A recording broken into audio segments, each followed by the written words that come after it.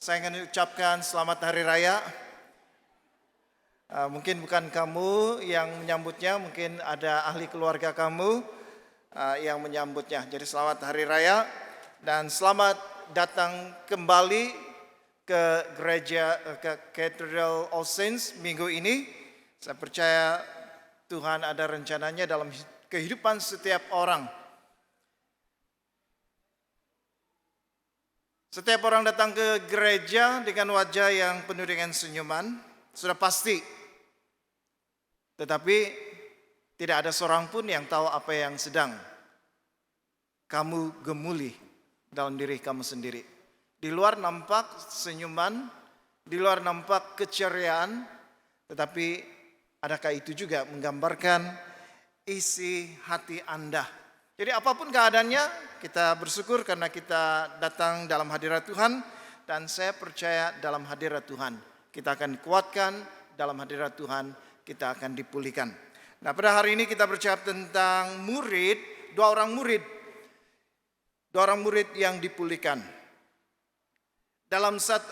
Pada hari pertama, minggu Yesus dibangkitkan, ada dua orang murid Yesus. Walaupun disebut sebagai murid, mereka bukan rasul.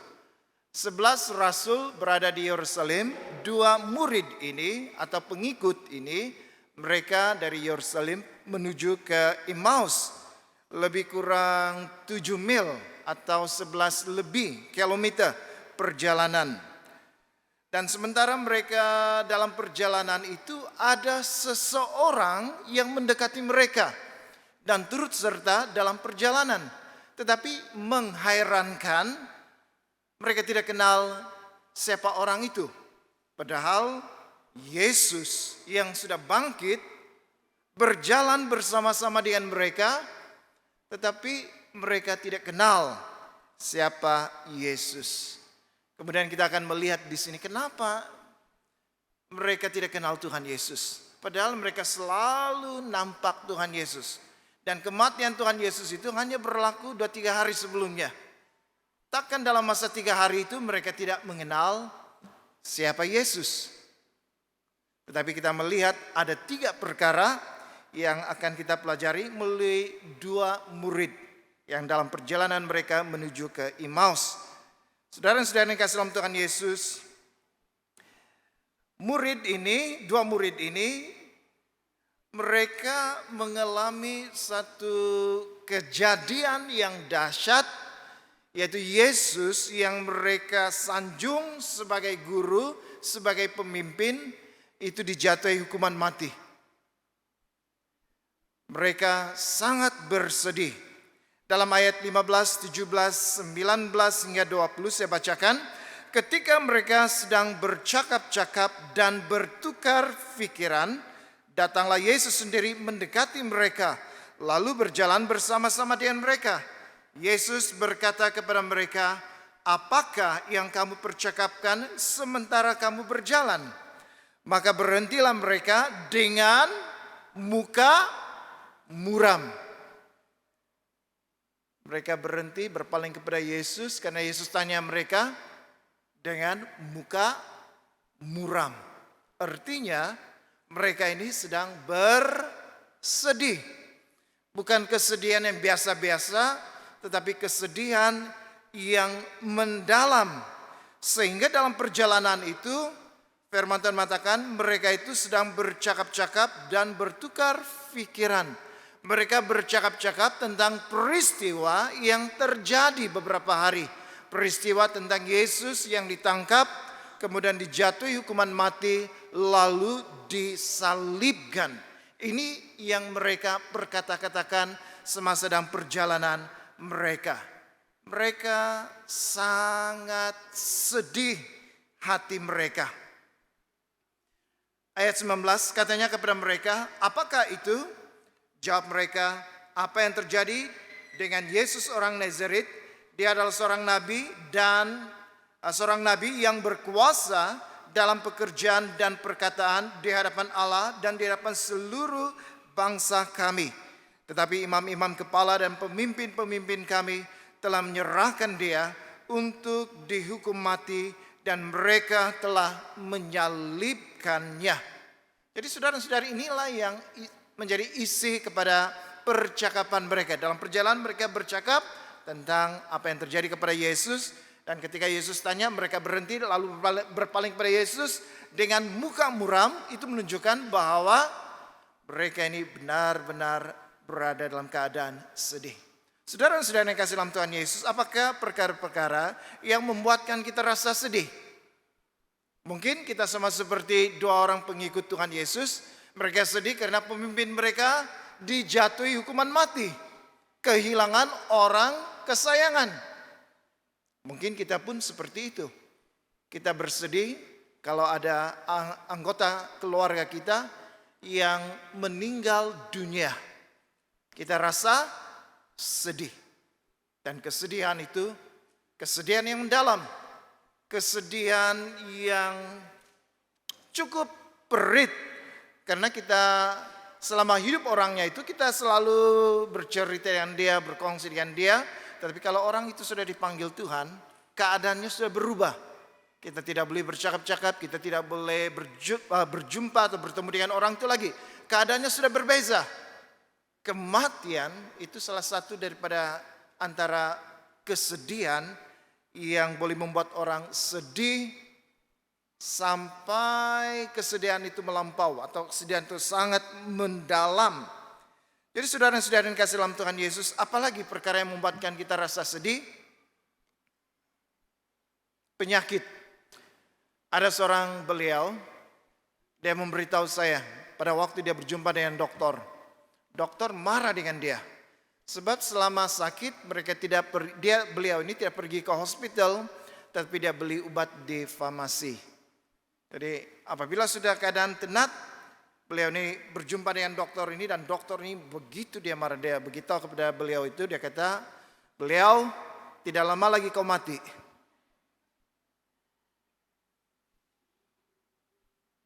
Penyakit boleh membuatkan kita rasa sedih apabila kita mengetahui penyakit itu boleh mematikan.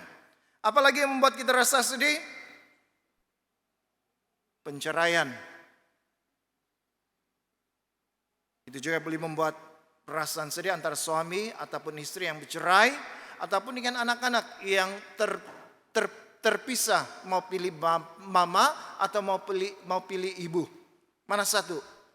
Itu keadaan yang membuat manusia rasa sedih, kehilangan pekerjaan dan sebagainya. Saudara-saudara yang kasih dalam Tuhan Yesus,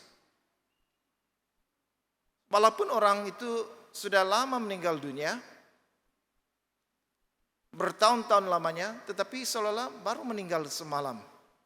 Karena kita masih dihantui oleh perasaan sedih. Sedih itu masih menguasai kita. Apalagi kalau kesedihan itu terus menerus. Orang yang sudah meninggal itu terus menerus diingat apa yang dia katakan, diingat apa dia punya perbuatan, kelakuannya dan sebagainya. Itu diingat-ingat selalu. Saudara-saudara yang kasih dalam Tuhan Yesus, kita terus berada dalam kesedihan. Nah, salah satu contoh yang saya mau kongsikan di sini tentang putus percintaan. Siapa di sini pernah putus percintaan? Turun tangan.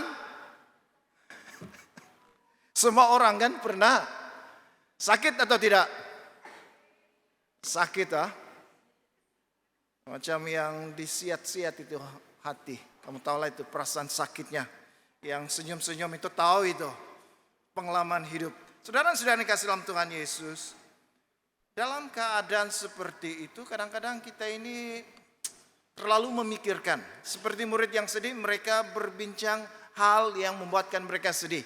Bincang-bincang dan itu membuatkan mereka bertambah sedih. Kalau yang putus kekasih ini, kalau dulu ada surat kan, tulis surat. Itu dibaca setiap malam sambil menitiskan air mata. Kalau hari ini tengok di handphone, baca sambil air hidung pun keluar juga itu kadang-kadang. Ya.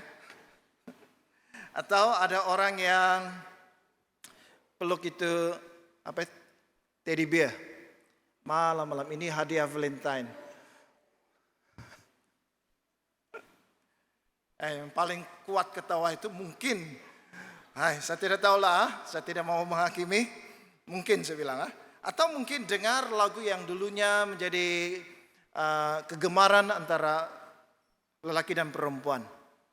Dengar sehingga teringat lagi. Saudara-saudara yang kasih dalam Tuhan Yesus, selagi kita terus-menerus melakukan hal-hal yang seperti ini, kita ini seperti tetap berada dalam kesedihan itu, karena kita terus memikirkan hal itu berulang-ulang kali, mengingat-ingat apa yang terjadi pada masa yang lalu, walaupun sudah lama, itu sudah menjadi kenangan.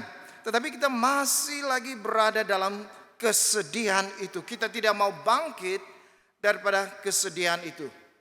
Saudara dan saudara yang kasih dalam Tuhan Yesus, pada akhirnya saudara dan saudara yang kasih dalam Tuhan Yesus, sebenarnya kita boleh membuat pilihan. Kita tidak boleh menghalang perkara-perkara menyedihkan terjadi dalam hidup kita. Tetapi apa yang kita boleh buat, kita ada pilihan semana kita tetap pegang kesedihan itu, atau apabila tiba waktunya kita lepaskan. Jadi perkara yang menjadikan dipercakapkan terus-menerus, diingat terus-menerus, kita akan tenggelam dalam kesedihan. Saudara-saudara yang kasih dalam Tuhan Yesus, jangan sampai kita seperti itu. Apapun yang membuatkan kita rasa sedih pada hari ini, mungkin sudah tiba waktunya kita melepaskan itu. Jangan berada di dalam kesedihan yang terus-menerus.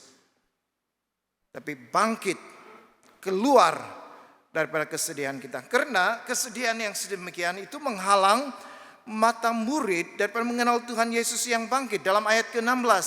Tetapi ada sesuatu yang menghalangi mata mereka, sehingga mereka tidak dapat mengenal Dia. Karena mereka ini tenggelam dalam kesedihan, sehingga Yesus menghampiri mereka, berjalan bersama dengan mereka, tetapi mereka tidak kenal siapa Yesus itu. Karena tenggelam dalam kesedihan. Saudara dan saudari yang kasih dalam Tuhan Yesus, contohnya percintaan yang terputus itu tadi. Percintaan yang putus. Ada pepatah mengatakan, kumbang bukan sekuntum. Bunga bukan seekor. Saya betulkan ya. Kumbang bukan seekor, bunga bukan sekuntum. Kalau kamu putus dengan itu, artinya masih ada lagi kumbang-kumbang yang lain. Kalau kamu putus, maksudnya masih ada kuntum-kuntum bunga yang lain. Saudara-saudara yang saya kasih dalam Tuhan Yesus, dengan arti kata yang lain, jangan putus asa. Memang perpisahan menyakitkan, tetapi jangan putus asa. Masih ada harapan. Tuhan pasti menyediakan seseorang yang terbaik untukmu. Amin. Saya pun belum putus asa lagi. Karena saya tahu ada rencana Tuhan. Tuhan sediakan yang terbaik untuk saya. Jadi jangan sampai kesedihan itu membuatkan kita rasa tiada harapan. Banyak orang yang putus cinta, mereka cari itu yang Fanta hijau, mereka minum itu Fanta hijau. Romoxon. Ada orang yang putus cinta, mereka main buayan. Tapi di sini, gantung diri. Saudara-saudara yang kasih dalam Tuhan, jangan sampai hal demikian berlaku dalam hidup kita. Jangan putus asa. Dalam kesedihan, jangan putus asa. Tuhan pasti ada rencana yang lain, bahkan mungkin memberikan seorang yang terbaik di dalam hidup kita. Jadi oleh sebab itu jangan biarkan kita ini terus tenggelam dalam kesedihan, karena kalau kita tenggelam dalam kesedihan, kita akan gagal melihat rencana Tuhan di dalam hidup kita. Rencana Tuhan yang terbaik yang Tuhan sediakan untuk kita, masa depan kita. Ini hal yang pertama. Jangan tenggelam dalam kesedihan. Kedua, murid Tuhan Yesus ini mereka salah pengharapan. Dalam ayat 18 hingga 24. Saya hanya baca ayat yang ke-21. Ayat 21 dikatakan di sana, padahal kami dahulu mengharapkan bahwa Dialah yang datang untuk membebaskan bangsa Israel. Mereka memandang Yesus, menganggap Yesus sebagai nabi, seorang yang berkuasa di hadapan Allah, di hadapan manusia. Tetapi apa yang terjadi? Dalam ayat 20, imam-imam, kepala dan pemimpin-pemimpin telah menyerahkan dia untuk dihukum mati dan mereka telah menyalibkannya. Padahal, kata dua orang murid ini, padahal kami dahulu mengharapkan, ini harapan mereka, bahwa Dialah yang datang untuk membebaskan bangsa Israel. Saudara dan saudara yang dikasihi dalam Tuhan Yesus, Israel pada waktu itu di bawah pemerintahan Roma. Roma yang menguasai mereka.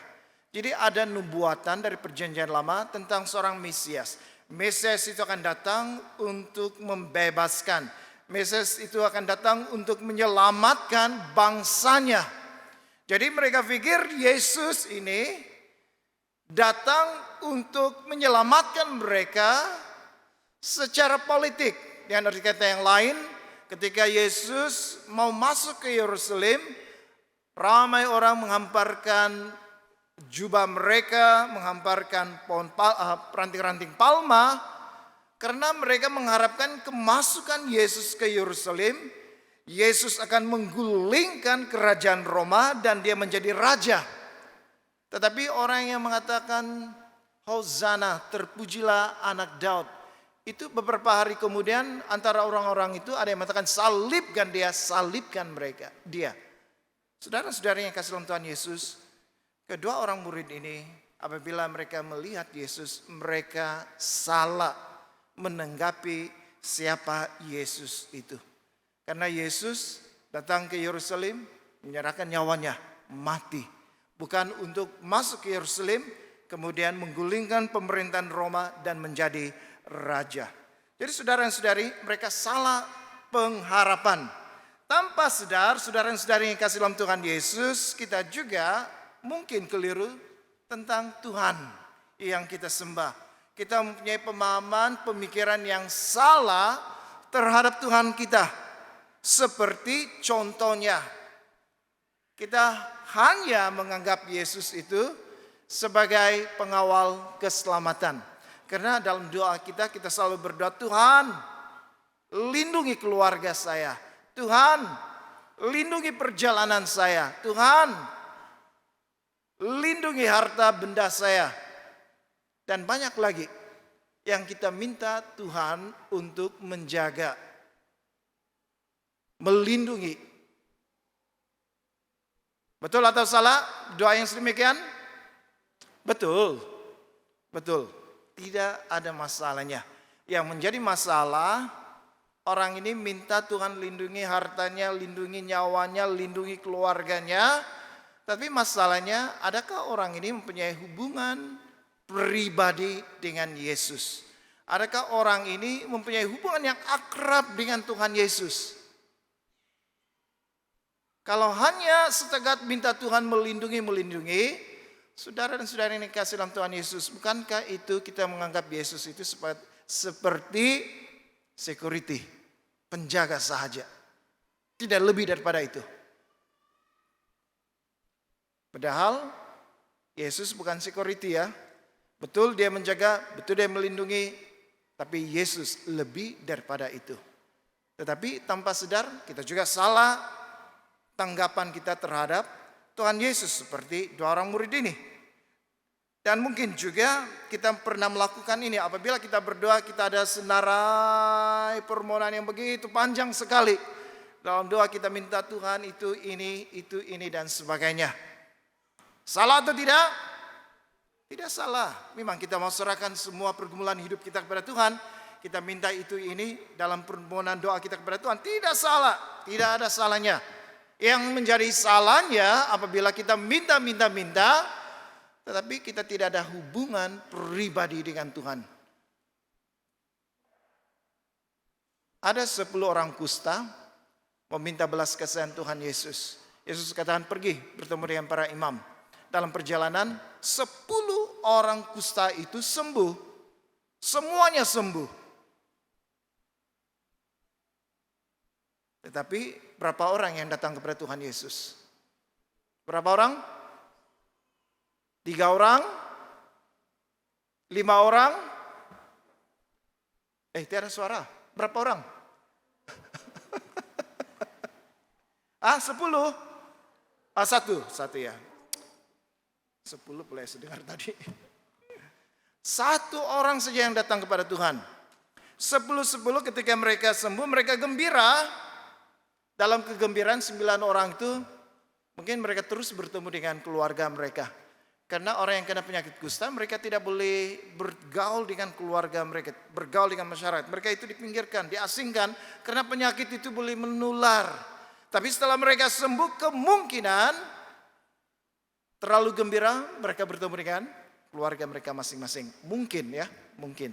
Tetapi yang 1 orang itu apabila dia sembuh, dia tahu dari mana punca dia menerima kesembuhan itu. Daripada siapa? Daripada Tuhan Yesus. Apa yang dilakukan orang ini? Dia kembali kepada Tuhan Yesus. Berterima kasih kepada Tuhan Yesus, bersyukur kepada Tuhan Yesus. Jadi kalau kita hanya minta berkatnya, tetapi tidak melihat siapa si pemberi berkat itu, saudara dan saudari yang saya kasih dalam Tuhan Yesus, mungkin pemikiran kita keliru tentang Tuhan. Kita anggap dia itu sebagai pembekal keperluan harian kita. Kita anggap dia itu seperti macam orang yang membekalkan barang-barang keperluan untuk kehidupan kita. Yesus lebih daripada itu, saudara dan saudari. Oleh sebab itu, saudara dan saudari yang kasih dalam Tuhan Yesus, jangan salah pemahaman, salah tanggapan terhadap Tuhan kita sebagai security. Salah itu. Atau sebagai pemberi berkat saja. Itu pun salah. Walaupun ya Tuhan memelihara, menjaga, walaupun Tuhan memberkati, tetapi yang penting apa yang Tuhan mau, hubungan kita dengan Tuhan itu sangat penting. Saudara dan saudari yang kasih dalam Tuhan Yesus, kenapa salah paham itu terjadi? Kalau dalam case 2 orang murid ini, mereka ini tidak percaya kepada firman Tuhan. Dalam ayat 25 hingga 27. Lalu ia berkata kepada mereka, hai kamu orang bodoh. Agak kasar nih sebenarnya Yesus mengatakan, hai kamu orang yang bodoh. Betapa lambannya hatimu sehingga kamu tidak percaya segala sesuatu yang telah dikatakan para nabi. Bukankah Mesias harus menderita semuanya itu untuk masuk ke dalam kemuliaannya? Lalu ia menjelaskan kepada mereka apa yang tertulis tentang dia dalam seluruh kitab suci, mulai dari kitab-kitab Musa dan segala kitab nabi-nabi. Yesus tegur mereka, hai kamu orang bodoh, lamban hatimu. Padahal kitab para nabi sudah memberitahu Mesias yang akan datang itu, dia harus menderita, harus disalibkan, harus mati sebelum dia dimuliakan, sebelum dia bangkit dan kembali ke pangkuan Bapa. Itu sudah ditulis dari kitab suci Perjanjian Lama. Tetapi mereka kurang percaya. Apa yang sudah tertulis sebenarnya berlaku pada hari itu, tetapi mereka tidak percaya. Lalu Yesus menjelaskan kepada mereka dari kitab suci, mulai daripada kitab-kitab Musa dan segala kitab nabi-nabi. Jadi saudara dan saudara yang kasih dalam Tuhan Yesus, hanya dengan mengetahui seluruh kebenaran firman Tuhan, barulah kita mengenal siapa Tuhan itu di dalam hidup kita. Jadi Tuhan itu memelihara kita, betul, tetapi bukan itu sahaja. Tuhan memberkati kita, betul, bukan itu sahaja. Tuhan mau kita melihat seluruh kebenaran firman Tuhan dan mengenal pribadi Tuhan itu. Bukan hanya kenal dia sebagai pemberi berkat atau kenal dia sebagai security, itu salah. Kenapa? Karena kita tidak memahami firman Tuhan. Jadi saudara-saudara yang kasih dalam Tuhan Yesus, masa kami adakan latihan pemuridan, kami belajar pelajaran yang keempat, firman itu hidup dan aktif dan dibezakan dengan buku-buku yang ditulis dalam dunia ini. Penulis dari segala abad. Apabila buku itu ditulis pada zamannya, pada abadnya, memang ada kebenarannya, masuk akal, memberi inspirasi kepada orang pada zaman itu. Tetapi beberapa abad kemudian, buku itu tidak memberi kebenaran yang sepenuhnya, tinggal sebahagian, atau tidak memberi inspirasi, kurang memberi. Karena konteks pada waktu buku itu ditulis dengan zaman yang akan datang itu sudah berbeza, tidak sama lagi. Jadi buku-buku yang ditulis ada hadnya, waktunya, masanya.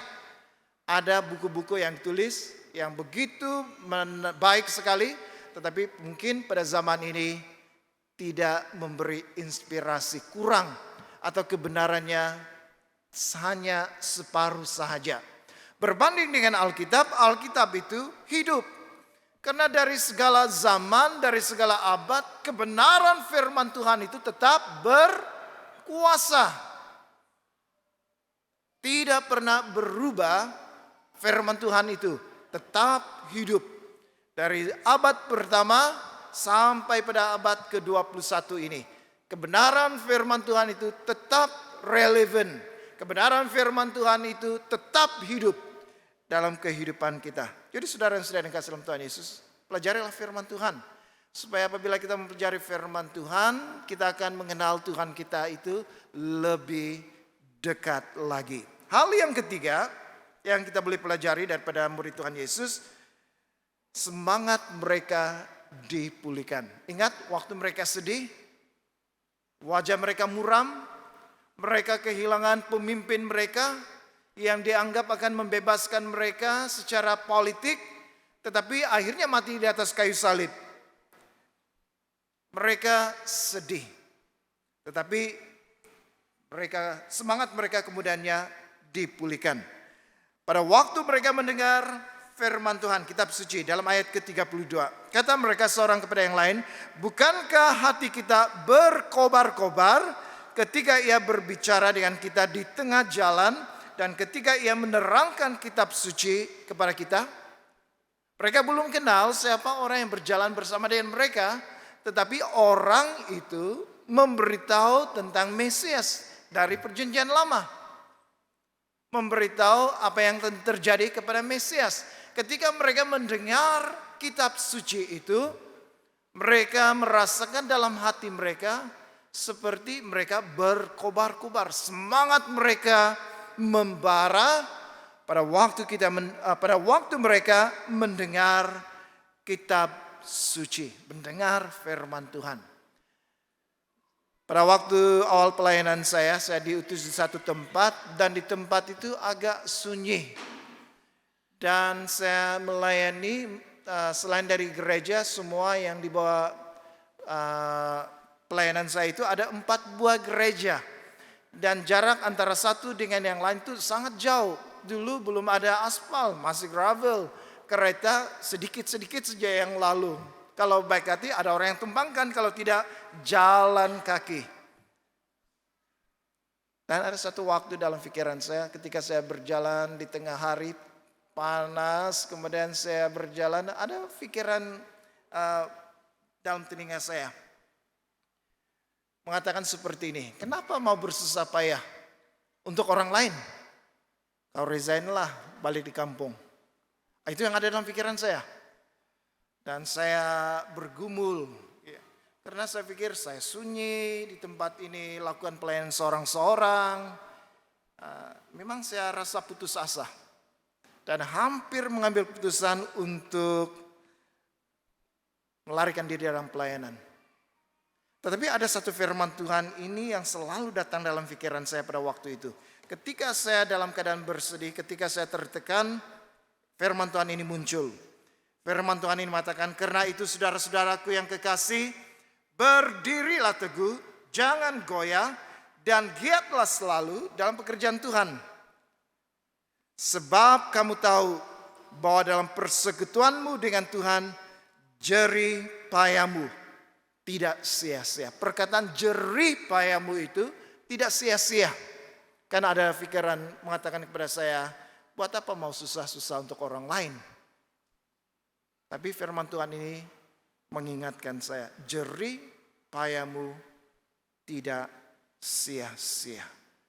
Dalam keadaan seperti itu, saya dikuatkan oleh firman Tuhan ini. Semangat saya dibangunkan semula. Dan saya betul-betul bersyukur karena pada waktu itu, saya percaya itu adalah cara Tuhan untuk melatih saya. Dalam kesukaran, dalam kesunyian, yang membuatkan saya hampir-hampir berputus asa dalam pelayanan dan coba untuk mundurkan diri. Tetapi setelah pengalaman ini, saya berpindah banyak tempat sebenarnya. Dan mengalami banyak kesusahan. Di satu tempat ada kesusahan yang baru, bentuk yang baru.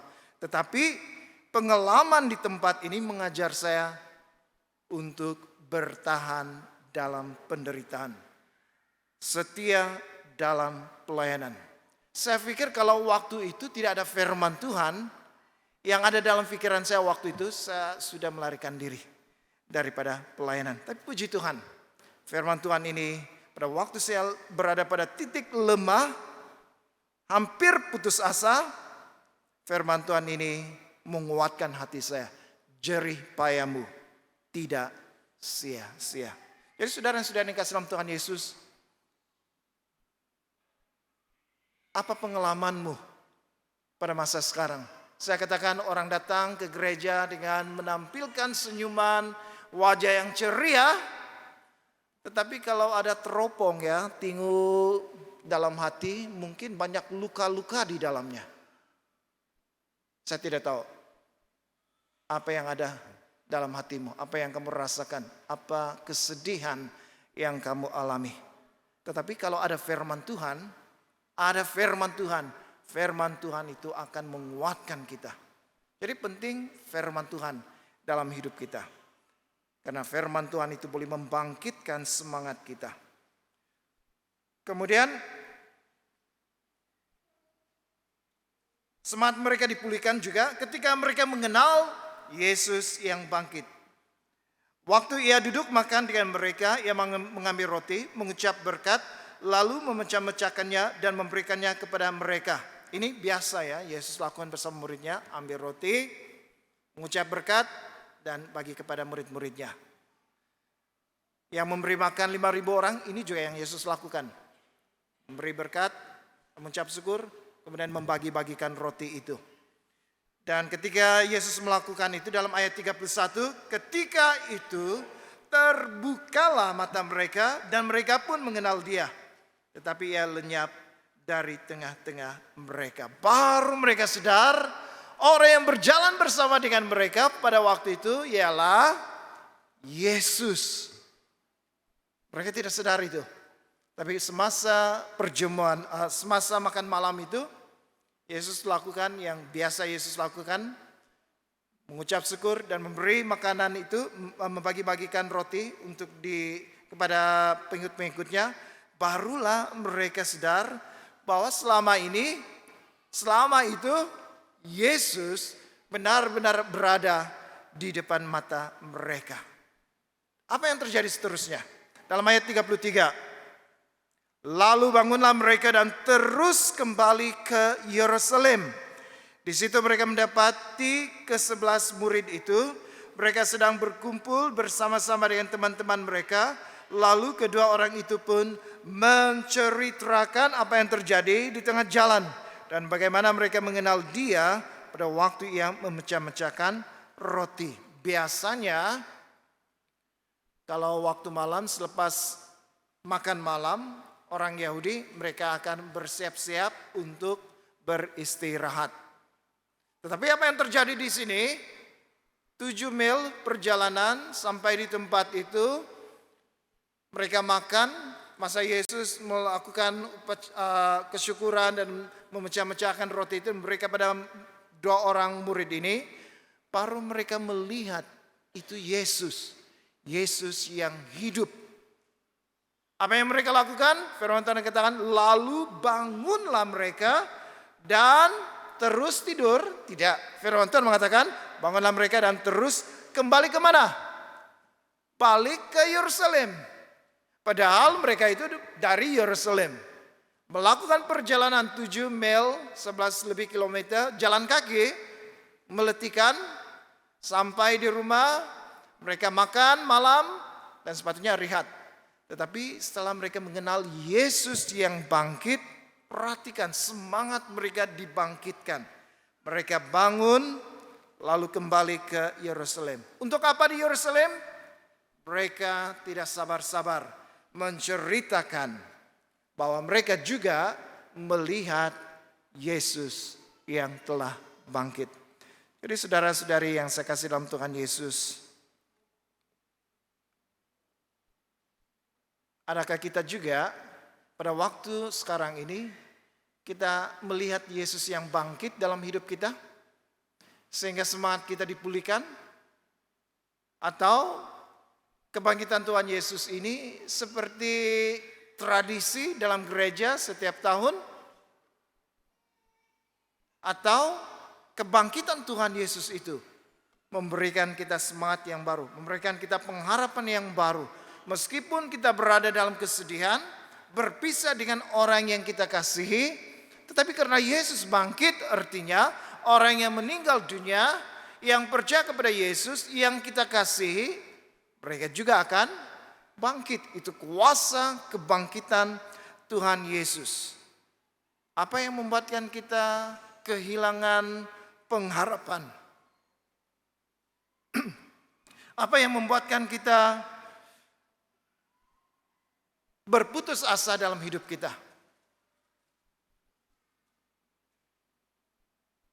Kita bersyukur karena kita menyembah Tuhan yang pernah mati dan Tuhan yang pernah hidup.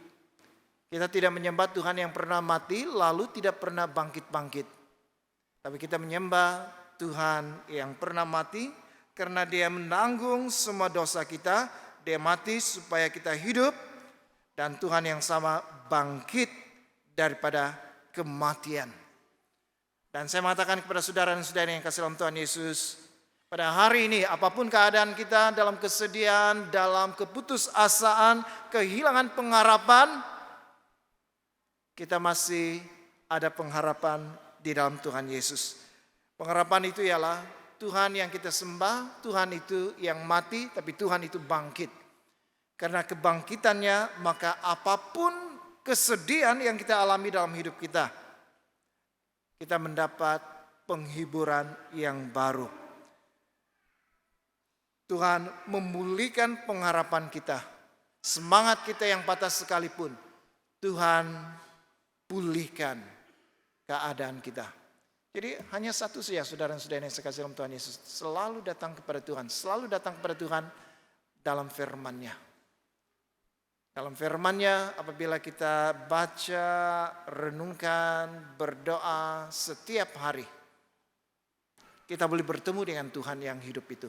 Dan kita boleh mengalami kuasa kebangkitan Tuhan itu yang memberikan kita pengharapan. Apapun kesusahan kita, pergumulan kita, apapun sesuatu yang membuatkan kita rasa putus asa, hilang pengharapan, dalam Tuhan yang bangkit itu kita akan dipulihkan. Jadi datang kepada Tuhan, datang kepada firman-Nya. Itu dorongan saya kepada saudara dan saudari. Mari kita berdoa. Bapa di surga, terima kasih hari ini Tuhan kami belajar daripada 2 murid Tuhan Yesus yang pada mulanya mereka bersedih. Karena dalam kesedihan itu mereka tenggelam dalam kesedihan yang mendalam, melampau sehingga mereka tidak dapat melihat pekerjaan Tuhan atau melihat Tuhan yang hidup.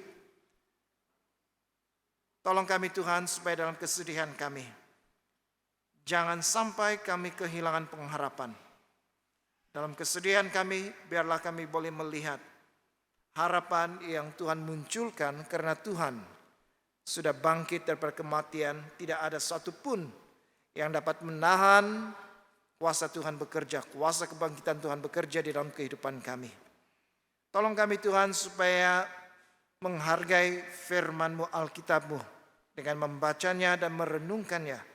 Karena dengan pembacaan yang sedemikian kami boleh bertemu dengan Tuhan yang bangkit, kami boleh mendengar suara Tuhan. Dan firman Tuhan itu memberitahu kepada kami tentang Tuhan. Bukan hanya perkara yang separuh, tetapi semuanya tentang Tuhan di dalam hidup kami. Supaya kami ada pengenalan yang benar akan Tuhan yang hidup itu. Dan tolong kami Tuhan, supaya Engkau memulihkan 2 orang murid daripada kesedihan mereka dan semangat mereka yang patah. Tolong Tuhan supaya kami juga dikuatkan. Pada waktu kami mengalami kesedihan, biarlah firman-Mu menghiburkan kami. Pada waktu kami dalam kesedihan, biarlah kami boleh bertemu dengan Tuhan yang sudah bangkit, yang dapat memulihkan apapun keadaan kami. Sebab itu Tuhan, pada hari ini, apapun keadaan kami, sekali lagi kami mau datang kepada Tuhan.